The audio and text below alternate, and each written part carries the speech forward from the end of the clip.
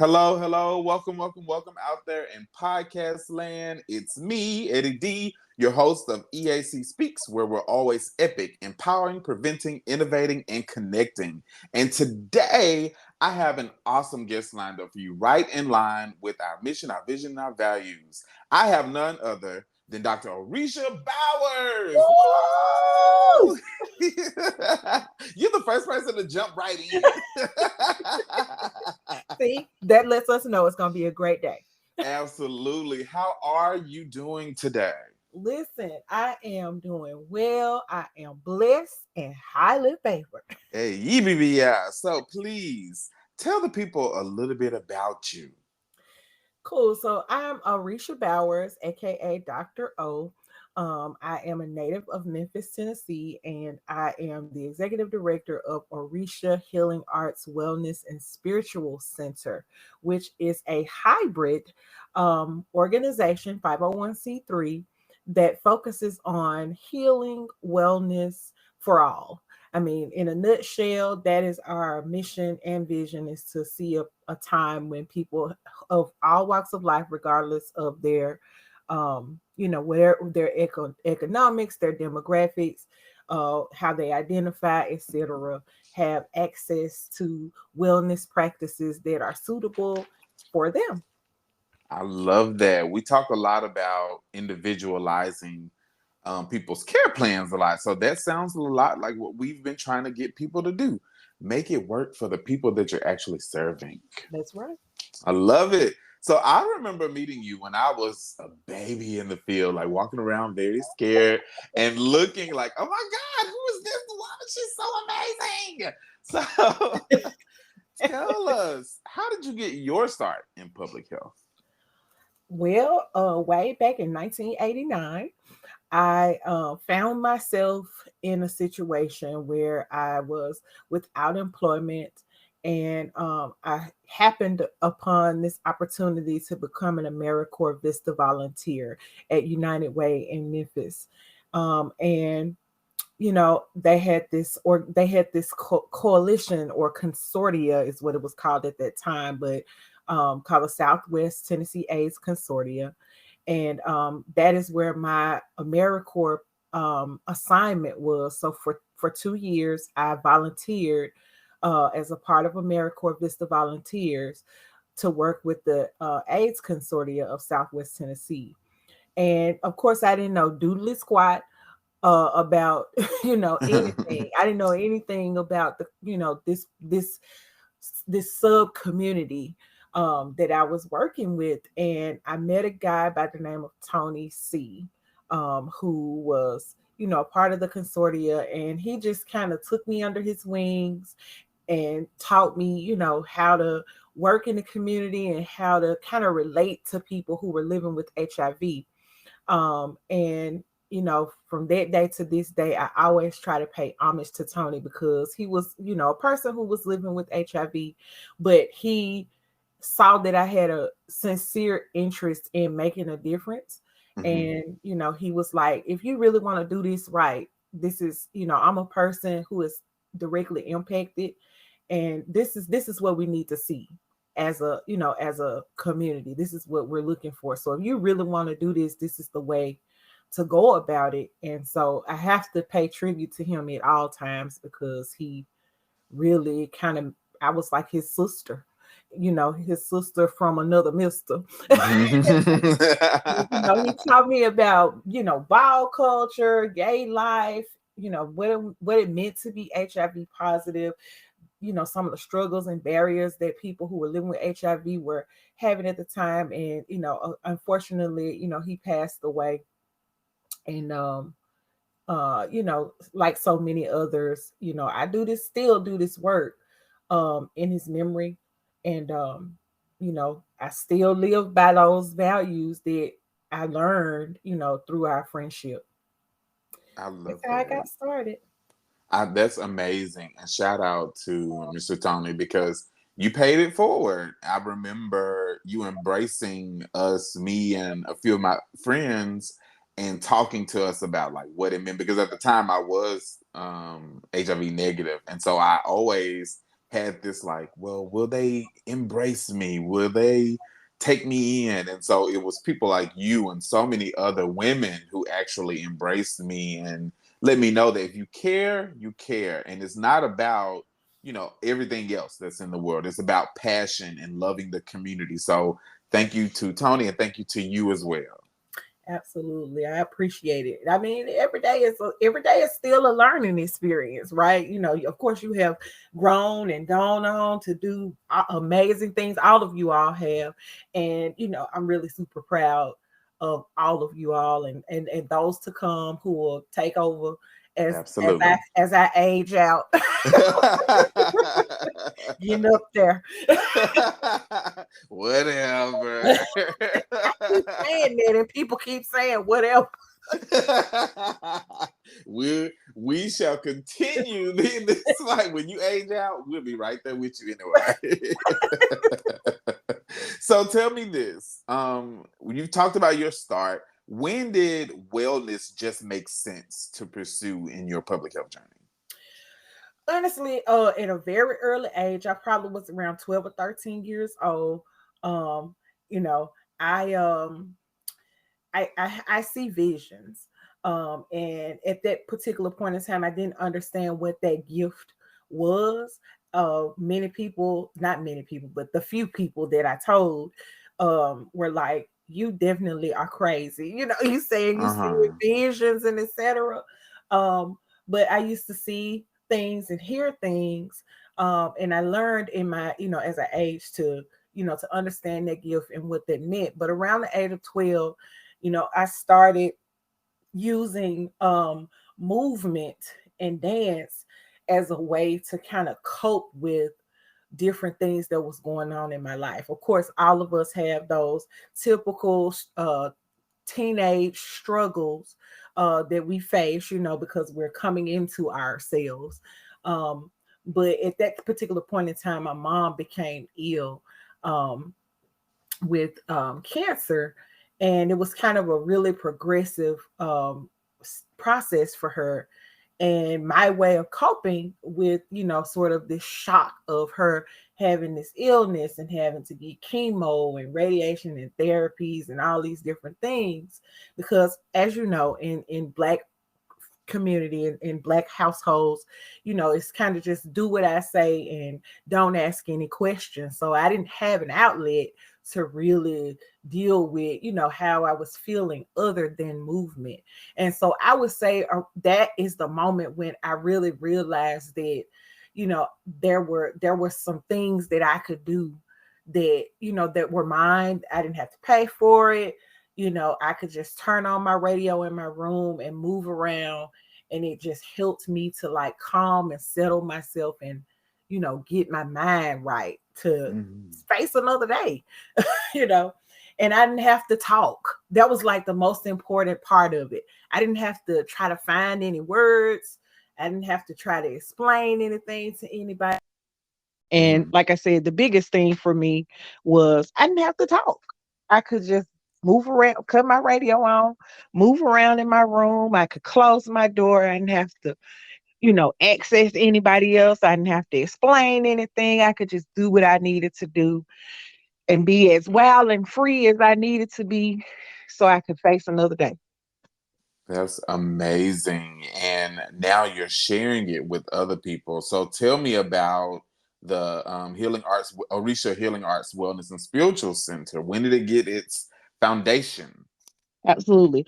So it started off as a master's thesis when I was Okay. working on my master's in women and gender studies. I had this brilliant idea to to write up my project, and Dr. Shoots, I can't think of his last name right off the top of my head, but I called him Dr. Charles. He was a professor of anthropology at that time, and he was like overseeing my capstone project. And he helped me, to think through my idea. And I piloted the project at CAP Incorporated in Memphis, Tennessee, Oh, yeah. with a group of people who were in substance use treatment. And basically, we started just experimenting together, experimenting with the folks at Cap Inc. In Memphis. I approached their ED, and I was doing this as a capstone project for my master's thesis. Um, I was getting my master's in women and gender studies, and I talked to one of the professors there at that time about my idea, and he said, "Well, why don't you do it as a study? And that way you can get some kind of preliminary information, you can see." And we started off on a 6 weeks pilot at CAP. I was working with a group of 20 people who were people in the women's treatment program there. And those ladies, sort of took a pre-survey to say, how they were feeling, what they wanted to accomplish, why they wanted to be there, and etc. And then after 6 weeks of doing, work with them, they did a post survey about, what they were feeling, if they got anything out of it, would they want to do it, if it was something that was ongoing. And we had like a 90% success rate with folks. And so basically in 2020, I decided, okay, you're almost 50. you need to you need to do this or not. And so I became an official nonprofit, and I received my first grant 3 years it's been 3 years now. And you know I've been going ever since. I think the thing that has life has been um people who trust me to help lead them on this journey. So, we how we stay, going is to keep like revising, keep reimagining, keep tweaking the program to fit people, and as we meet new people, we add new things and we try new experiments and get input from the people who have been a part of the program, and that's what keeps us going. I love that. So, what do you say to someone out there who may have an idea about a service, about an organization, about anything, that the idea is there, but they may be afraid to put it into practice? What do you say to those folks? You know what? I for many years I sat on my idea because I didn't think people would like it, or I was scared somebody might try to steal it, or what have you, or just all those kinds of fears. So I do like personally understand how that can be. But what I would say to that individual is trust it within yourself. Know that you are divinely connected to the universe and to your ancestors and to all those who have come before you. And your gift and your idea, somebody in the future, in the present and in the future, needs you to do your idea. Their blessing is connected to you doing your assignment. And when we think about the responsibility of that, it can help us go, beyond our fears. You have to Mhm. do it, because if you don't do what you're supposed to do in this life, whatever your purpose is, whatever your, you know, vision is, somebody's not getting what they need because you scared, to try. Find other people. Call me, call Eddie, get with somebody who can support you and encourage you. Um, because the world needs you to do what your assignment is. Absolutely. I love that. Going beyond your fears. So yes, Dr. O was right. If there's anything that you need, I'm here. She's here. Engaging Arkansas is here. There's so many people that can support your dream because, as Dr. O mentioned, somebody out there needs what you have. So be that person who can share with the folks and actually help someone else on their journey. I love that. So now I want you to talk to me a little bit more about some of the services that you all offer. Sure. So as I mentioned, we have evolved or we have evolved a lot over the years. Um, we typically work on a one-to-one basis, although we do work in groups, but we work with folks on um, basically any facet of healing related to coaching. We do one-on-one coaching. We do one-on-one Reiki or group Reiki. We do a service called Dancing Mindfulness. I recently started doing prayer circles, and what those are I had a person once who um, said, we are the people that nobody wants to pray for, and it really hit me right in my heart space because I'm like, what? Like prayer is something that's the least we can do for people. Mm-hmm. And so I was like, you know what? Anybody else that says that, let them know that I'm willing to pray for them. If nobody else is, I'm willing to. They don't have to do nothing but text me and say, hey, I need you to pray for me. Or hey, I need this specific thing or whatever it is, but I started doing prayer circles. I do them every Sunday at 3:33. And I won't get into the significance of numbers, but um, I started doing that because someone made that statement. Mm-hmm. I do a service called Mindful Merging, which is teaching groups of people about mindfulness and what it is and how you can use it. Um, I do sound healing, expressive arts training, and radical self care planning. And again, all of these services are available to individuals. On a one-to-one basis or in a group. Lastly, I'll talk a little bit about that. There's a online support group that I hold every Tuesday 6 p.m. Central, 7 p.m. Eastern, and it is a harm reduction based group. We have, podcasts that we watch together. Sometimes we have live in person meetings. Sometimes we may watch a documentary. We do all kinds of different content in that space just to have a safe place for people to come to get information, to talk to other people, to be in community because of COVID. So many people have been isolated. And so that group is there, for people who may be out there in community and they don't have anybody that they can connect with.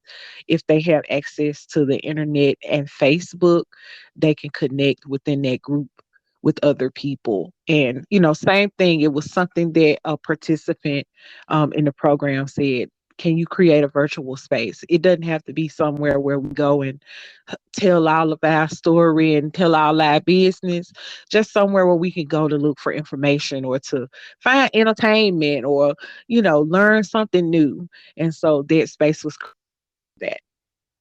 That's amazing to know that um, a lot of these things came from folks just saying that they needed something. So if you're out there listening, organizations, listen to the people. They're going to tell you what they need, what we need Hmm. as Hmm. consumers of your service. So being adaptable is really important in anybody's journey to healing. That's right. I used to think that I needed to be there. I needed to do um, something for people. But what I've learned over the years is that people really want to do things for themselves. They Mm, really want just to get access or just to have the information. They don't necessarily want or need someone else to do it for them, if that makes sense. And so that's mhm. one of the big things that participants within my programs have taught me is that no, I don't need you to be there. Can you just make the space and I'll use it as I need to? And so that's the thing for me is just, always being willing to, make sure that, the content, things are scheduled, people are getting the notices and things like that, but they don't need me to, hold their hands. They really don't want that.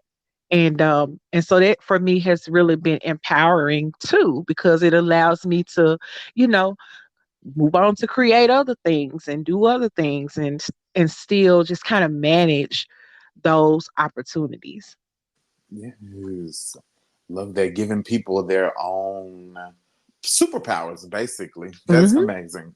So earlier in the season, we had a therapist, Mackenzie Davis, come in and talk about the different forms of therapy. And she also mentioned expressive arts. So tell me, what is like the basics behind expressive arts? Cool. Um, So expressive arts is a form of therapy. Um, it's using, arts-based mediums like painting, journaling, um, coloring, poetry. It can be journaling. It can be dancing. It can be photography, yoga. It can be any form of um, artistic expression that allows a person to process their feelings without the requirement of talking. And so most of the times people use expressive arts, sort of as an addition or sort of an on ramp to help a person be ready to go to talk therapy. Um, or as an alternative if a person is stuck in their process, it just helps give them another tool they can use to be able to express whatever is coming up for them. There's a whole science behind expressive arts because our brain does something different when we talk. No matter what we're talking about, we have filters that come up, right? But when you're using your artistic brain, those filters aren't there. And sometimes you can unlock and get deeper when you don't have those filters in place, you know. So that's sort of in a nutshell, the science behind expressive arts. Hmm. That's great to know that there are so many different forms in itself of what expressive arts is. And what we haven't really talked about I know we do a lot of work in HIV and on this side of the world, we don't talk a lot about the other forms of therapy where you said you don't have to talk, where you can Right. just do the expression, whether it's coloring or writing or drawing or dancing, whatever it is. How do you think that can be included in the work of HIV, or how have you included that in the work of HIV? So when you think about trauma informed work, that's a big buzzword out in the world when it comes to HIV and other sort of intersecting, um, community issues that we're trying to address Hmm. as providers. You hear people say trauma informed. And so for me, I define an HIV diagnosis as a traumatic experience, right? It's traumatic for the person who receives that diagnosis and everyone connected to them that's a part of their network.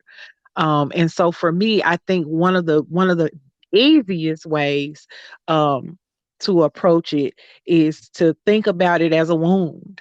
If you hurt your knee, there's a scab that starts to grow, right? But if you don't take good care of it or if you don't have the right tools, then it can become infected.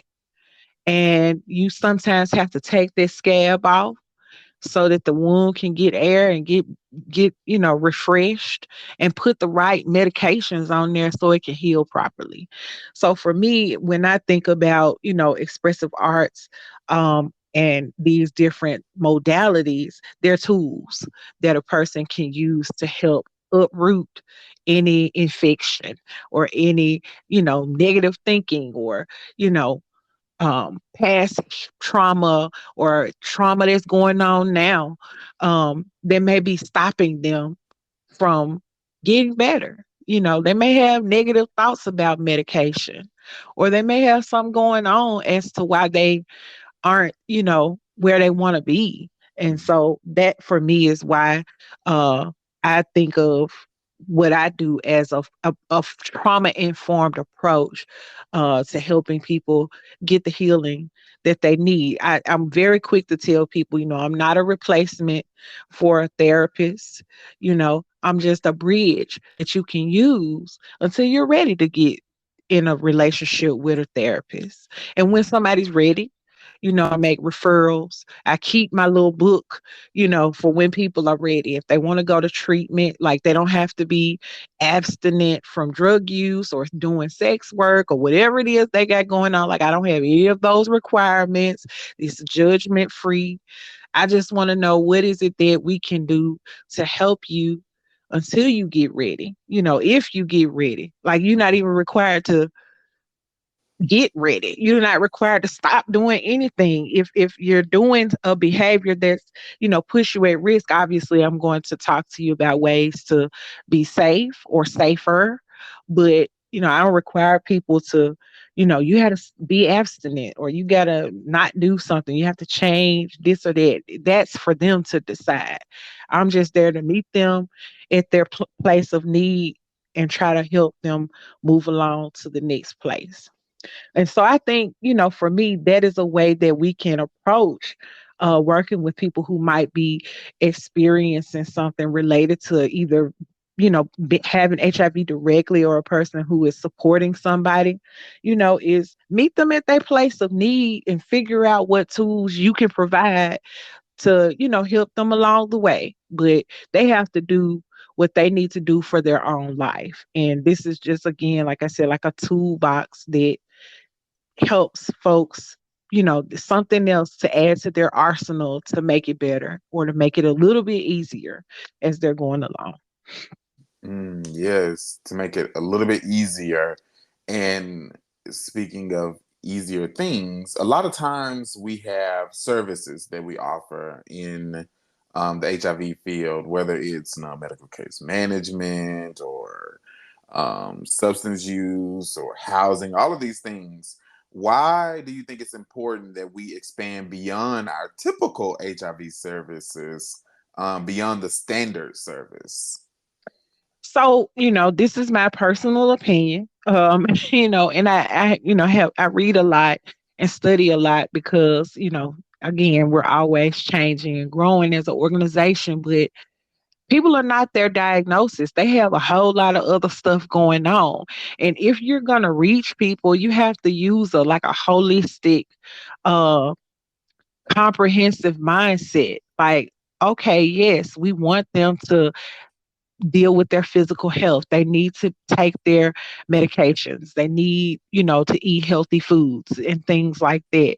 However, if they don't have a healthy mindset, and mindset, when I say mindset, I mean like attitude towards all of these different things, what's going on in the environment that they live in, if they, whether they're unhoused or whether they're living with family or whatever is going on. You don't address those things in some way, and people don't have a way to talk about this stuff or deal with those other things, they become barriers to them taking their medication. So for me, the way that the public health community tends to address things is based on their goals, right?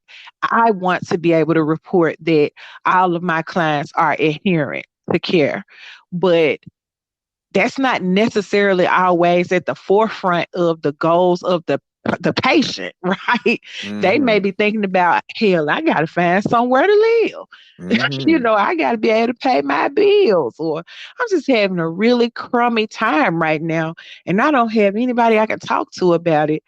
I need to get it out. I'm ready to pop off at the next person that say something to me about HIV because I'm tired of talking about it, right? They may have anything going on.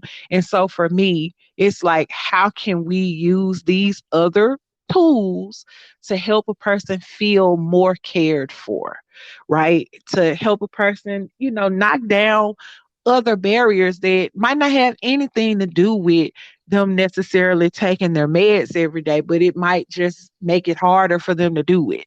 They're not in the right mind frame.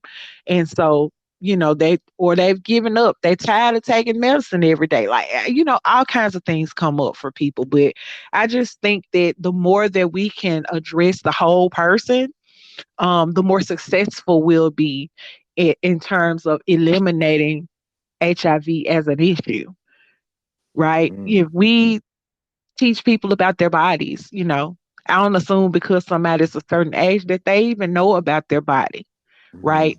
So sometimes we got to do some adult sex ed, and help Right. people understand, like, okay, you can still, have sex and get your pleasure, but this is how you can do it in a fun and safe way. Things like that help people to be better and feel better about their life.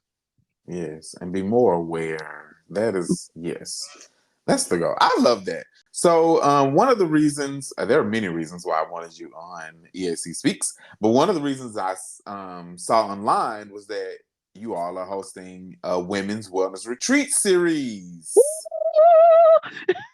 And you spell women with a Y. Language matters. Now, tell me why you included women with a Y. So, of course, like I said, I like to learn. I like to um be, uh sensitive and respectful. And more than anything, I like to make sure that I'm, on top of elevating people's full humanity. So I did some research on the word woman, like from a linguistic standpoint. And I discovered that people were, using different ways to express the root word of expressive arts, express this identity of woman. Like, and so I started looking into that, and I found that, that the spelling WOMYN was one of many alternative spellings for the word, used by some feminists, right? And then, as I was digging a little bit deeper, I saw where people were wanting to avoid using the spelling MAN, or MEN as a part of the word. Like, it's sort of a reclaiming of that identity. And we see this happening a lot. Like, we see this happening within the LGBT community, where folks are, identifying in different ways. And so this is sort of, akin to that. Women, reclaiming their identity. And so, for me, my interpretation of that is, like an expansive, safe and inclusive environment. I'm allowing our registrants, retreatants, I should say, to identify themselves in whatever way that they as a woman. And we know that there are many ways, right? And so Mm-hmm. that is definitely about inclusion and making sure that we're creating a safe space where people feel centered, not because of a gender marker, but more based on their way that they express what it means to be a woman. Gotcha. So that is beautiful. Now tell me more about the retreat series. I know that there are multiple parts, but tell me a little bit more about it. Cool. So the retreats, um, again, along those same lines of women being able to, like, reclaim their identity and, define for themselves what it means to be a woman, I wanted to create a space, where, we can come together and pour into each other and receive from each other. And so the retreats are an opportunity for us to spend time together in community, have some really important conversations about identity, about mental health, about sexual health, about physical health. So we have facilitators who will be coming in to address those different areas and working with the women so they have the opportunity to try on some wellness practices. We have yoga instructors. We have, folks who do sound healing. We have other folks who do, yoga, massage, who are counselors and therapists, and on and on and on. Entrepreneurs, people who have written books. Just it all different walks of life. So all of our facilitators identify as women. They're different ages, different different ethnic backgrounds, and they mirror the participants. So we have people who are registering for the retreat from the US, all over, and abroad. We just got our first from the United Kingdom Oh yeah. um, recently. And so we have people from everywhere who will be attending the retreats. And what I love about it is that we're creating the space. So, just to be clear with folks, this isn't, my opportunity per se, because I won't be facilitating much. Um, I am, creating a space where other women entrepreneurs who, like, as you mentioned at the beginning of the record of the session, people who had an idea, or changed their career after 20 or 30 years and decided they wanted to do something different. These are people who are like myself, trying to do better, trying to evolve, trying to grow, following a dream, want to show other people how to follow their dreams and how to thrive. Um, and so that is the exchange, right? I'm just creating a container, and these folks, facilitators and registrants, are coming together, and we'll see what happens when we all come together. There'll be magic and beauty and love all around. Okay. Yes, and I want to be I don't want to forget to say that one of the retreats is designated for people of transgender experience, because we know, as a community, and again, also from the feedback of the participants, we're not yet ready to share spaces yet. And so respectfully, we have a space that is coordinated and curated by women who identify as trans. Um, and the facilitators for that conversation will also be people who are leaders, and, you know, people who are part of that community. So I just wanted to name that because they have a specific space that's designated. And our hope for the future is to be able to create a container for men. Oh, yes. All around. Let's just do it all around, okay? Yeah, yeah.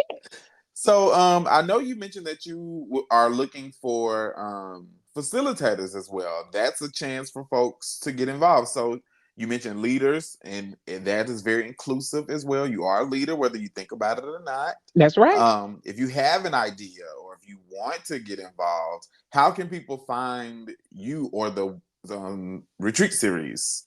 So if you want to reach out to me, you can reach me on my website, which is Orisha, Orixa wellness.com. If you are a person who wants to register for one of the retreats, you can register. You can find us on Eventbrite, and you can register through Eventbrite.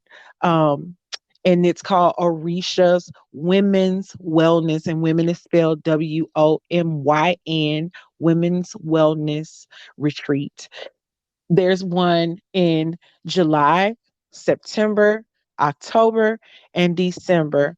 The events that are in July and September will be held in Memphis, Tennessee, which is close to Arkansas. Um, and the retreat in December, also the retreat in October will also be in Memphis, but the retreat in December will be at the Elohe Retreat Center in Georgia. And so, again, folks can find all the details on Eventbrite, or they can reach out to me directly through the website, and just shoot me an email, and we can talk. If someone's interested in being a facilitator, like you said, if you got an idea, I'm open. Let's talk about it. I'm still recruiting facilitators for September, um, and October and December. So let me know. Our retreats are free. So all you have Okay. to do is, yes, all you have to do is register for the retreat. There's no cost to attend. There is all of the lodging and the food and materials are provided. And so yeah, come on out. Let's have a good time. Yes. And y'all, again, it's orishawellness.com. That's OIRXA wellness.com. Get on there. And it's on Come on, Eventbrite. come on. Don't be lazy. Just rewind the record and That's get the right. Or you can find us Eventbrite. also on Facebook too. So yeah, Yes. go on there and get to looking and start booking. Yeah. I love that style. Booking. That's amazing. And if you are in Arkansas and you want to travel, there may be some opportunities for sponsorship that folks may have across Arkansas. Just ask the people. You never know. Closed mouths don't get fed. That's right. That's right. Tell us what you got going on and we'll figure out how we can try to help. Yes. Now, we've talked about the retreat. We've talked about the spiritual wellness center. We've talked about your career in public health. Now we want to talk about you as a healer. So, what type of healing does the healer go through? So one of the things that is required for me personally is time to myself, right? I have to have regular opportunities to just sort of, I call it turtling. I have to Mm, go into my shell, play my music, light my candles, rest, and I contemplate, just think about stuff, write my notes. Um, I try to eat really healthy foods. I try to drink a lot of water, and things like that. But I regularly, every day, I do Reiki on myself. I make sure that I am, keeping my vessel clear. And so I do a lot of cord cutting, which is basically where you do a ceremony over yourself to um, cut cords that may have attached. You hear people say all the time, spirits attach. That is mm-hmm, very true. And as a person who identifies as an empath, I have to take special care of myself to make sure no spirits or no energies have attached themselves to me because oftentimes people come to me for spiritual and energetic exchanges, and I don't want to share anything that's not theirs. mm-hmm, And so I try to take good care of myself from a mental health standpoint by getting plenty of rest, trying to eat healthy, you know, and things like that. Yeah, we're all portals, and so we mm-hmm. have to just be mindful of what we take in. I don't watch a lot of uh, garbage. um, I try not to watch the news and things like that where it's a lot of negativity. I regularly block people who are negative, you know, Mm-hmm, because the saying goes, you are what you eat, right? And when we mm-hmm, hear that, we think about what we put in our mouths.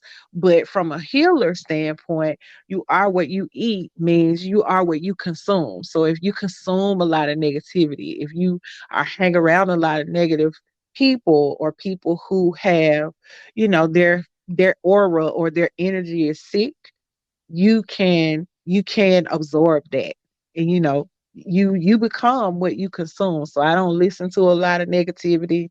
I don't watch things that are negative because your mouth is not the only way that you can take things in. Your eyes, your ears, your heart, all of that is ways that stuff can get in. And so you have to protect yourself. And so as a healer, that's one of the ways that I protect myself is I have to take time alone to, get rid of stuff. You also take in people's stories when you do this type of work.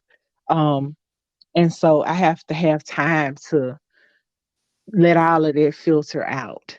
Taking in people's traumas, listening to people's stories is also a form of trauma, right? Because you mm-hmm, you have an exchange with somebody when they come to you with whatever it is that they have going on, and so you have to have a way to filter all of that out and not hold it. And mm. so that is one of the ways that I do that is to take time for myself to like clear all of those things out. Gotcha. Yes, you mentioned something. Taking care of your portal, your vessel, is really important, especially when you are out here dealing with people. And I say dealing with people when you are working with folks, no matter your position, whether That's you right. work in HIV as an outreach worker or director, a leader, or whether you work at anywhere, 7-Eleven, Walmart, That's because you right. you interact with people at that point, and a lot of us interact with our family, our friends. So there's any time that you come in contact with someone, there's a chance for you to consume something that they've left with you. And you have to get that out. You have to, know what's yours to hold. And oftentimes, and I say this very unapologetically, lots of times as people of color, we are conditioned to, allow people to dump all over us, right? People Hmm. come and we think, oh, just pray about it and et cetera and et cetera. You have to have a way to get those things out. You have to have a healthy way to put a barrier there. And sometimes it can get hard, but these are some of the things that I work with people on is what's right for you, right? Hmm. Everything isn't about cutting people off and et cetera, but you do need to have boundaries Hmm. because people will, just run all over you and not respect you or your space or your mental health or what you got going on if you don't make them. You have to teach people how to treat you. And so that's a part of this too. Is helping to empower people so that they can protect their neck, you know, Mm. protect your bubble. Right. Look, I have a shirt that says "Get your chakra right before I punch Hmm. you in it." That's right. That's right. We got 8 of them. So you got a lot of punch points. Right. I absolutely have enjoyed this episode. I want to know, what have I not asked you about? Do you have any upcoming events, speaking engagements? What is it that I've not asked you? So yes, um, one of the things I want to be sure to say is it's Pride Month. Okay. It's Pride Month, and I am, intentionally. It's also Juneteenth, uh, you know, Okay. and so I am intentionally focusing on people who identify as Black people who are LGBTQIA plus gender expansive people. I'm holding space during my prayer circles all this month. And if people need any kind of, spiritual assistance or guidance, please reach out to me, because it can be a hard time during this month, especially in this political climate. Hmm. People are emboldened and, I identify as a person who is LGBT and we are unsafe Hmm. right now. This is just, it's a heightened awareness for me. So I want to just make that offering to people that if you are experiencing anything or you just need some support, please do reach out. All of I have a consultation spot on my website. It's 30 minutes and it's absolutely free. So reach out. And if you need other help, we're here. So that's the first thing that I want to say. The second thing is I'm going to be participating, whoop whoop, in the Get Free Black Feminist Future Reunion in Baltimore, June 10th. If you are participating in that conference, or if you know anyone who is participating in that conference, please encourage them to come to my session. And then lastly, um, you know, I just am appreciative of the opportunity to be on your platform and anything that I can do to elevate, support, uh, let more people know I'm here for it. Just let me know how you need me to do that. And I think that's it. Oh, Dr. O, I just love you dearly. Anytime we get to talk, I'm always just like ears wide open, skinning ear to ear. So thank you for mentioning that it's Pride Month and Juneteenth, and that is not always a safe space for us, whether we come from a Black community or a queer community, or sometimes from both. Those intersections really do impact us. And I recently came across a tweet. I'm getting emotional now, but I recently came across a tweet where they were talking about all of the issues that we're facing across the country. And if you're out there listening now, I implore you to take your space, That's whether right. that's not always out there advocating, whether you are creating a poster, you're sharing a post on your social media, you're donating to the cause, you're sending donations or water to people who are out there on the forefront. Do your piece, do your place in Hmm. this fight, because That's right. there is such a bold attempt at Hmm. disengaging us, erasing us as queer people, as Black people in this world. So do your due diligence. That's right. That's right. That is so right. And if you're an ally, I just do had to your say that. part. If you're an ally, do your part. Make sure that you are showing up and supporting people who are on the front lines, trying to, dismantle these attacks. Do your part. I love that. Thank you for just giving me the words I couldn't think of a moment ago. Like, we all have to do our part. We all have to do our part because it's us today. If they're successful, it'll be. I want to thank you again, Dr. O, for joining me on EAC Speaks. And stay tuned for the next episode, y'all. If you want to be a guest on the show, hit us up. And until next time, it's Eddie. Ciao.